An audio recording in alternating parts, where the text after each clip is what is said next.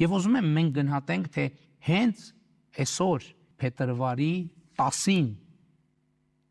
եւ նախորդող շրջանում ինչ է տեղի ունենում։ Հայաստանը շարունակում է գտնվել ֆիզիկապես այնտեղ,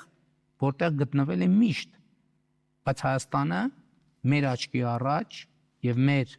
բոլորի համատեղ ջանքերով ծայրագավառից դառնում է կենտրոն։ Հայաստանը ծայրագավառից դառնում է կենտրոն եւ Հայաստանի Հանրապետության քաղաքացի առաջիկա ընտրություններին առաջինը տեր պիտի կանգնի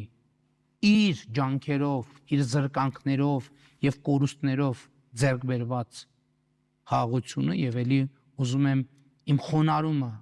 արտահայտել մեր բոլոր նահատակներին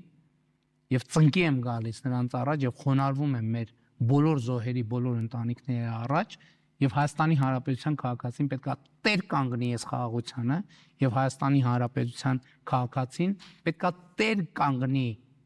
աշխարհի ծայրագավառից աշխարհի կենտրոնում հայտնվելու այս գործընթացին, բայց ես ուզում եմ մի բան ընդգծել, մենք չենք կարող Հայաստանը դարձնել կենտրոն մեր միջավայրը այդ կենտրոնից դուրս մղելու ճանապարհով։ Մենք տարածաշրջանով ենք դառնում աշխարհի կենտրոն եւ տեսեք շատ են խոսվում երաշխիքների մասին։ Այս է խաղաղության երաշխիքը։ Երբ որ խաղաղությունը մեր տարածաշրջանի բոլոր երկրներին կլինի ավելի շահավետ, ձեռնտու, քան հակառակը։